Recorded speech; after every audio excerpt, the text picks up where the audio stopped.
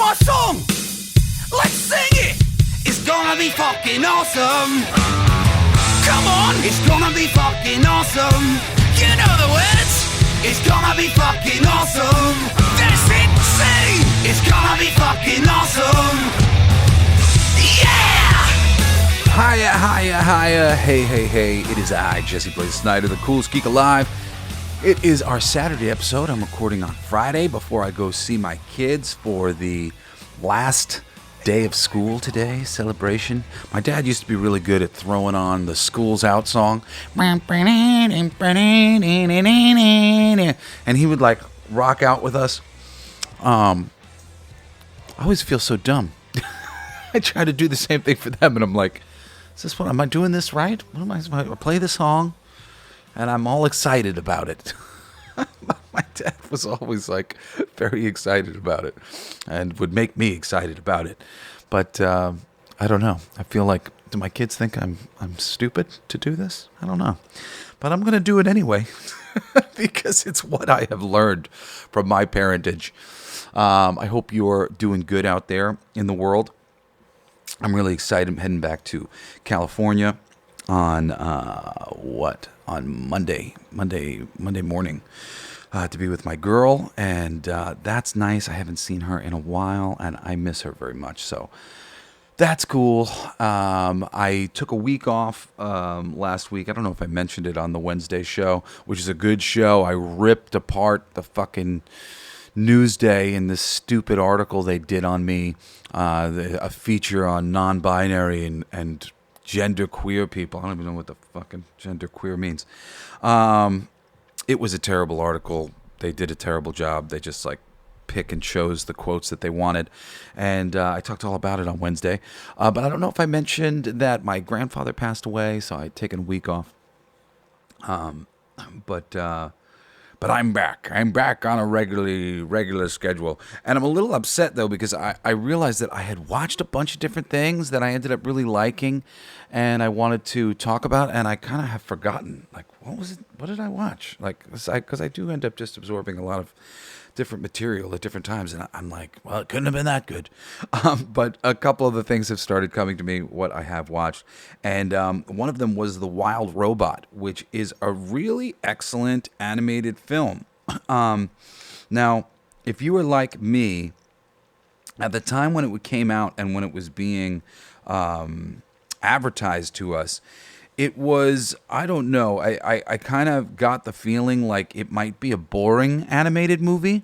The trailers didn't have any dialogue. They didn't really tell much story. Like, all the trailers were kind of based around how beautiful it looked. Look at this visual and look at that visual. He's the wild robot. And I think it had maybe advertised the voice work of some of the actors at the time, but like, I was way more taken, and I think most people were way more taken by just sort of the visual aspect of it, and then there wasn't really a lot of performance going on in the trailer. So, you know, I wanted to see it, but it was sort of like one of these things where I went, I don't know, I might have to watch that by myself. I don't know if my kids are going to like that necessarily. You know, it seems like an art house animated film or something. And I was waiting for like the right time to watch it. Well, after my grandfather passed away, and I was hanging with my babies, it seemed like a good time to watch it. I was like just a bit like, you know, didn't want to run around and play, and I put it on, and I was blown away. I mean, granted, I wasn't expecting anything from it, so perhaps that, you know, that adjusted my expectations. But still, I really thought it had some fabulous foundational elements to it that are awesome. You know, you might have heard it was a nominee for Best Achievement in Music, Written for Motion Pictures, Original Score. It was also nominated for Best Sound and Best Animated Feature. It was nominated. I don't know who it lost to, but it's excellent. BAFTA Film Award nominee, Best Animated Feature Film, Best Children's Family Film, Original Score, and there's a whole bunch of other different little awards that it in some cases got, which is what most people saw. The trailer was like winner, best animated film, the Saturn Awards, the AAFCA Award, winner, EDA Award. I don't know, who knows what any of these fucking things mean. Granted, I could read them to you, but you're not going to remember. So I won't bother to share them with you. But it did. It won a bunch of awards. It was nominated for a bunch of awards. And but I think its advertising didn't exactly do it service. Like I think its advertising made it seem like it might be dull. It kind of made it seem like a little bit of like a WALL-E sort of situation, which WALL-E's a great movie, but it's like kind of quiet. You really got to focus on it. It's not like dialogue driven or comedy driven from characters. It's a little bit of a different kind of movie, and it made itself look like it was that, but it's not. It's not that. I'm just going to read the little write-up here, one of the write-ups on IMDb. This is from DreamWorks.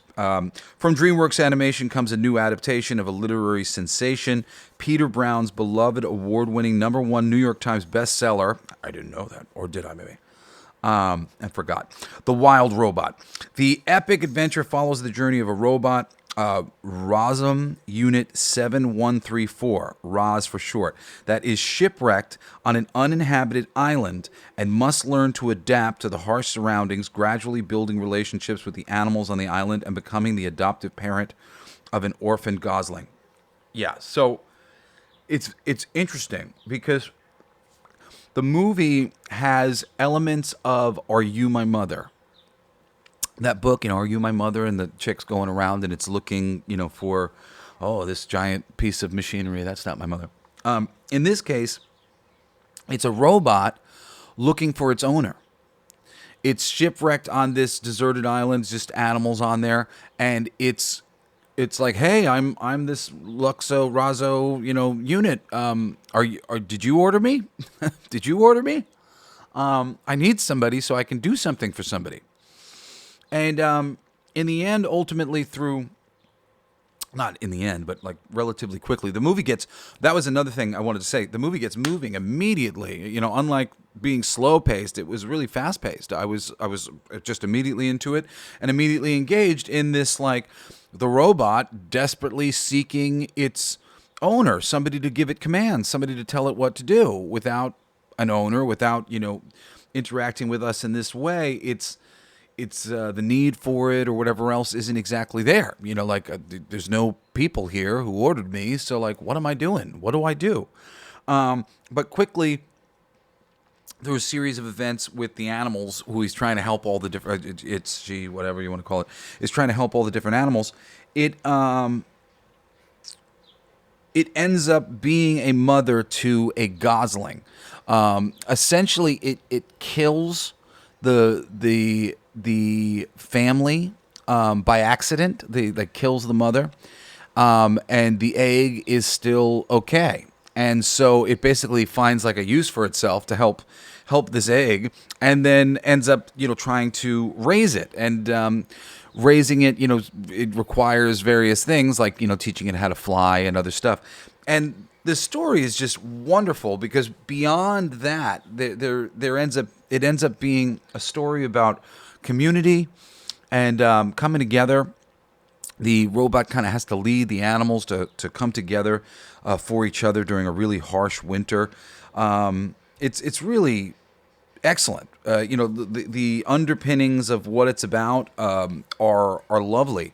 I really liked it. I just came out of it going, oh man, this is fucking great. I'm totally gonna do an episode of my show on this.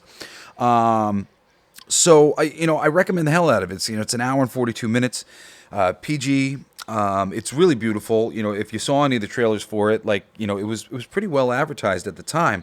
Like I said, I think just the advertising didn't do it justice for what a great movie it is. And I won't say that it's like necessarily some like comedy laugh fest or anything, but it's fun. The voice cast is excellent. I honestly, I didn't recognize any of the voices, but I think it's kind of a testament to some of these modern day stars. They don't quite have the I don't know, the weight that some of the actors of yesteryear had. But amongst the cast, some people you might know, Lupita Nyong'o is the robot. Pedro Pascal is Fink, who's a fox. You got Kit Connor. I don't know who Kit Connor is. Kit Connor. I don't recognize him. He plays the Gosling as he grows up. Bill Nighy as Longneck, who's like an older duck that shows up in the thing. And then there's a bunch of just, great people showing up here, there. You got Catherine O'Hara, Mark Hamill, Ving Rhames. They're all just playing different animals on the island. And, there may be a few more people who you would recognize if you saw their face, but you're not going to recognize their voices, really. But it's excellent. It was written and directed by Chris Sanders, who was the writer for Lilo and Stitch. And apparently writer for How to Train Your Dragon and The Croods. It's really excellent. Just the morality within it is really lovely.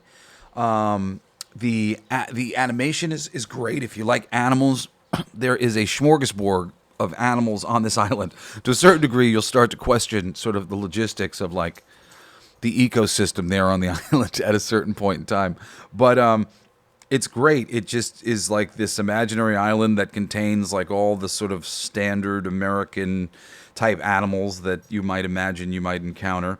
And the story of this robot becoming more than just a robot is really lovely. And what does it mean to be a robot, an AI intelligence, and then, having to do some things that it normally wouldn't be doing, it changes its programming. And that's a really cool aspect towards the end, where the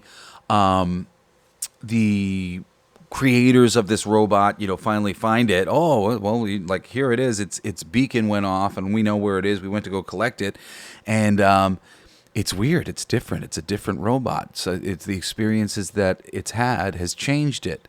And the ending is not exactly what you expect, but ultimately ends in a really positive, upbeat, warm your heart kind of way. I love a movie that'll warm my heart, if it can earn it. And it really does. On IMDb, I see right here it's got an 8.2 rating. I think that's pretty well earned. I don't think it was totally my lowered expectations for. I mean, I was hoping it was going to be something good because I had heard such good things about it. But I'd heard such good things about it on the trailers. I didn't necessarily hear from lots of people who saw it. But I think the trailers didn't do it justice. And I think if you see it, you're probably going to end up liking it like I did. Anyway, that's all I got for you today. If you got time on Mondays I do my other podcast, Everything They Don't Want You to Know. And you should really listen to it if you want to understand the underpinnings of the secret shit that's going on planet Earth, because there's a lot, and I've been talking about it for a long time, starting with the type of things that they teach you in the Illuminati meetings and the secret societies around planet Earth. After being invited to join some of these things when I was out in Los Angeles, and I realized, oh fuck, that shit's real. It's not just conspiracy theories. I had to reevaluate all of that sort of thing, and I have spent the past 15 years in particular, really studying the subjects of what's going on underneath the surface of this world. And if you want to know some of the things that I've come to know, you should listen. I'm also a psychonaut. I've done a lot of ayahuasca and psilocybin mushrooms, but not for partying, meditating with those substances and learning a lot of things about consciousness. So if any of that sounds interesting to you, you should listen to the show. Also, if you go to Kickstarter right now, I think if you just type in my name, you'll find both of these things. Jesse Blaze Snyder. I have a box set of my 9 albums. I've got my 9th album that's coming out, and we're doing collector's editions of these albums. If you haven't listened to my music before, type in Jesse Blaze or type in Dilf USA to Spotify or iTunes or wherever it is you listen to music, and you will find some fucking awesome music. I don't like the music industry. They want, it's like a whole fucking cult, and just it's very, really, like, I've talked about this at length on my social media recently, but it sucks. And every time I went in there, they wanted to turn me into Bon Jovi and like sell my music to little girls, and I just wasn't into it. I'm a punk, and I'm here to fight for our freedom, and that's the type of music that I make, stuff that will empower you. Last thing that I released is something called Solfeggio Transmissions. It's healing frequency music, and you can check that out right now on Spotify or wherever else you find music. And all of these albums are being put into a box set, and individual albums that people can buy through the Kickstarter. So if you go to Kickstarter and type in Jesse Blaze music, you'll find the notification link for this. And then also after that, we're going to be launching the Sugar and Bones magazine finally. Really, I'm just doing the box set thing to raise money for the Sugar and Bones magazine, so I can do a couple things that cost a little bit of money that I want to do. So go there, type in Sugar and Bones, type in Jesse Blaze Snyder. I think you'll find everything. If you find one of them, you can click on the Blacklight District Studios page, and you can sign up for all notifications there. Pretty soon, we'll have a new website for Blacklight District Studio, and I'm excited to announce that when it's like actually up and running. Like, we're working on it right now. Lots of work getting the website going, but it's really going to be a cool place to go, the website. Because it can have all this Sugar and Bones news stuff, but also it's going to be a place where people can hang out and collaborate with one another, and there'll be lots of free music and free comics, and it's really, I'm excited. I'm very excited about it. Anyway, I think that's everything that's important that I need to tell you. It's Saturday, and, I hope you'll join me again next Wednesday for another fucking awesome episode of the Coolest Geek Alive. Love you guys. Peace. You've been listening to Coolest Geek Alive with me, your host, Jesse Blaze Snyder. Don't forget to rate, comment, and subscribe for more excellent geek culture content. Thanks for listening. It's my favorite part!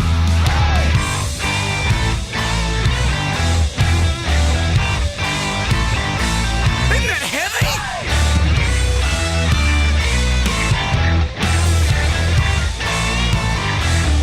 I played that. It's gonna be fucking awesome. Coolest alive. It's gonna be fucking awesome. Stay with your tribe. It's gonna be fucking awesome. Revenge of the Geeks. It's gonna be fucking awesome. Week after weeks. It's gonna be fucking awesome. Laughing with you.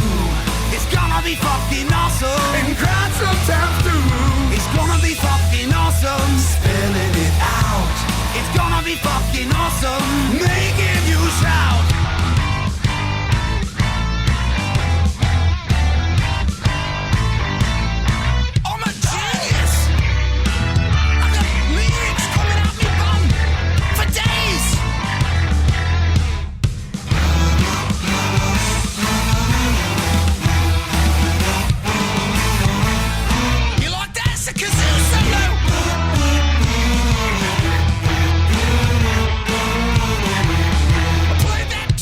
It's gonna be fucking awesome. Talking some shit.